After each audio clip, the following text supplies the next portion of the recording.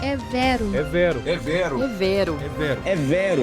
No seu fone está no ar o podcast do Vero Notícias. Sejam muito bem-vindos ao É Vero, o seu podcast para desvendar as camadas mais profundas da realidade econômica. A nossa pauta de hoje nos leva a um dos grandes mitos da nossa era, a suposta desindustrialização dos Estados Unidos. Esse é um discurso que se tornou politicamente sedutor, especialmente para aqueles que anseiam por um retorno a uma era de ouro. Há um tempo em que as fábricas americanas eram o símbolo indiscutível de uma superpotência. A narrativa é simples, direta e emotiva. As fábricas se foram, os empregos desapareceram e o país está em declínio. Mas o que a realidade econômica nos mostra, a partir da análise dos economistas Jorge Arbache e Otaviano Canuto, é algo completamente diferente, mais complexo e, francamente, mais interessante. Vero, a ideia de que a indústria americana está em colapso é um clichê confortável.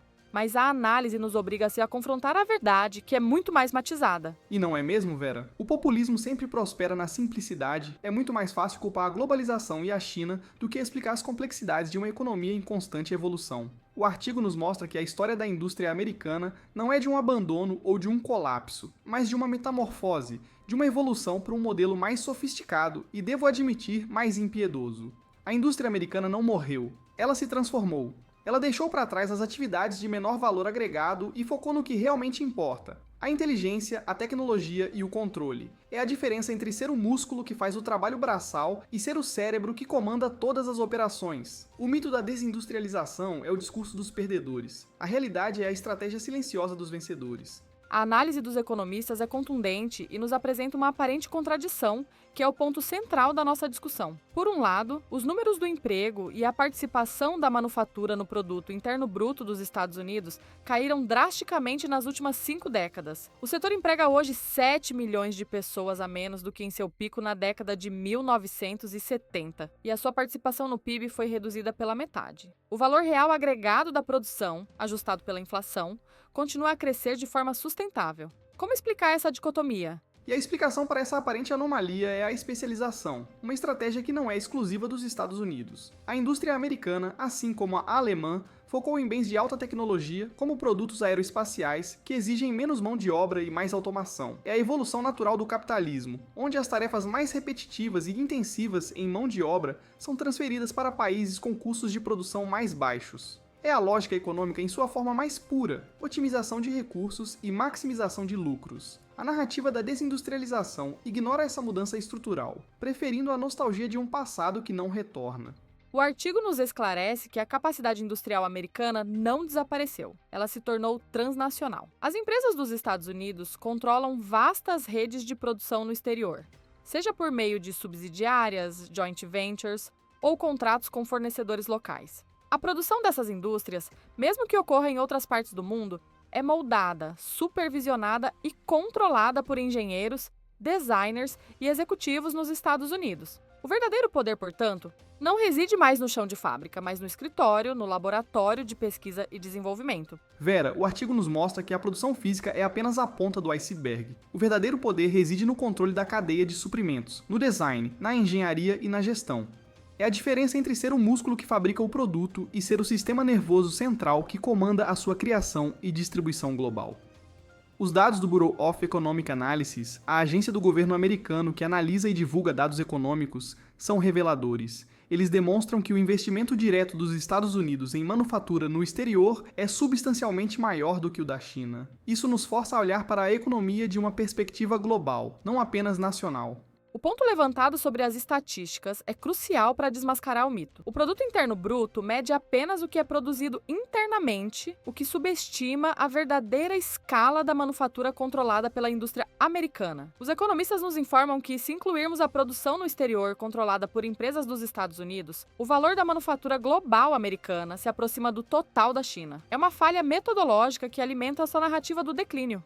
E essa é a grande revelação, Vera. A narrativa da desindustrialização é construída sobre uma base de dados incompleta, que ignora a realidade da economia global. Ao medir apenas a produção interna, ignoramos o fato de que a indústria americana se tornou um monstro transnacional, que controla e captura valor de cadeias de produção espalhadas pelo mundo. E os mercados de ações, que são um bom termômetro da realidade econômica, refletem essa verdade. As ações de empresas americanas sofreram menos do que os trabalhadores baseados nos Estados Unidos, porque o valor real dessas empresas não está mais atrelado ao número de empregados nas fábricas americanas.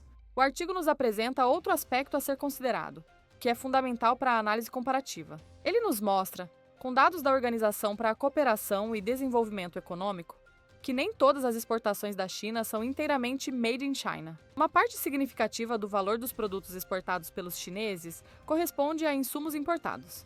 Menos de 65% do valor das exportações de manufatura da China é gerado em sua própria economia. No caso dos Estados Unidos, essa parcela é de cerca de 80%, indicando que a indústria americana captura mais valor agregado nas etapas sob seu controle.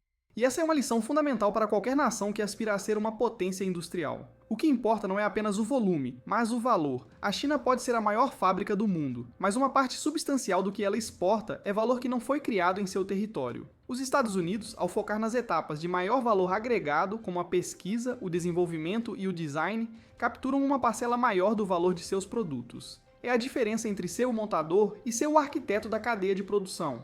O texto também aponta para uma falha na forma como se mede o produto interno bruto setorial. Os economistas explicam que uma parcela significativa do valor agregado na produção industrial, especialmente atividades de alto valor, como logística, pesquisa e desenvolvimento, software, patentes, branding e gestão da cadeia de suprimentos, é classificada como serviços, mesmo que esteja totalmente integrada à manufatura. E é essa falha na contabilidade que alimenta o mito da desindustrialização. O valor agregado gerado pelo cérebro da operação, o comando da cadeia de suprimentos, a pesquisa e o design é jogado para uma categoria diferente. O resultado é que a pegada industrial americana é subestimada. A verdadeira questão, então, não é apenas o quanto é produzido e onde, é sobre quem controla e captura o valor das cadeias de suprimentos industriais. A análise nos mostra que a agregação das capacidades de manufatura com as funções de serviço diretamente ligadas ao setor implica uma pegada industrial americana que, na realidade, parece superar a da China.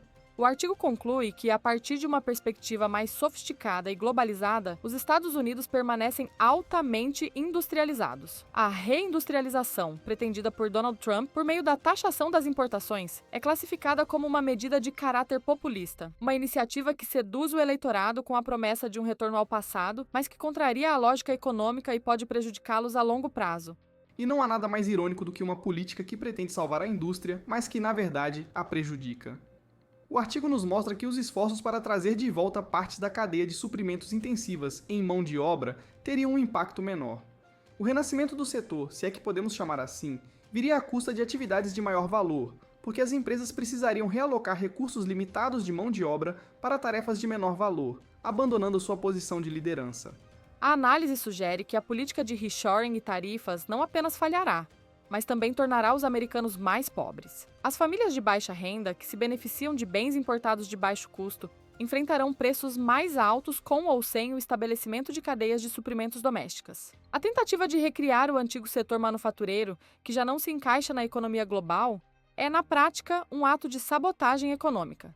Vera, a política econômica populista tem essa característica. Ela vende a ideia de um paraíso perdido, de um passado que pode ser resgatado, mas ignora as complexidades e os custos reais. Tentar recriar um modelo econômico que já não existe mais é uma receita para o desastre. O mito é bonito e reconfortante, mas a realidade é dura. E a sua aceitação é o primeiro passo para o desenvolvimento econômico. A discussão sobre a desindustrialização dos Estados Unidos é, na verdade, uma discussão sobre a transformação do capitalismo global. Não se trata de um declínio, mas de uma evolução para um modelo mais sofisticado, onde a inteligência, o controle da cadeia de suprimentos e a inovação são mais valiosos do que a produção física. E essa evolução é algo que muitos políticos e a imprensa parecem não ter compreendido. A narrativa da desindustrialização é mais fácil de ser vendida para o eleitorado, porque ela se baseia em um passado nostálgico, em um tempo onde as fábricas americanas eram o símbolo de uma superpotência. A realidade, no entanto, é que a superpotência não parou de produzir, ela apenas mudou a sua forma de produção. A análise nos mostra que a economia não pode ser reduzida a slogans e promessas populistas. A lógica econômica, por mais dura que seja, é o que realmente guia o mercado e o desenvolvimento. A taxação das importações pode parecer uma solução simples, mas ela tem um impacto complexo e muitas vezes negativo, levando a uma perda de competitividade. E esse é o problema com o populismo econômico. Ele simplifica problemas complexos e oferece soluções que soam bem, mas que na prática não funcionam. O artigo nos mostra que a tentativa de recriar um passado que não existe mais é uma receita para o desastre. A economia, como a natureza, não volta atrás. Ela evolui e se transforma. O verdadeiro desafio para os Estados Unidos, portanto, não é produzir mais bens de baixo valor, mas sim continuar a inovar, a controlar as cadeias de suprimentos e a capturar o valor agregado. A sua força não reside na quantidade de fábricas, mas na qualidade de sua inteligência, de sua tecnologia e de sua capacidade de gestão.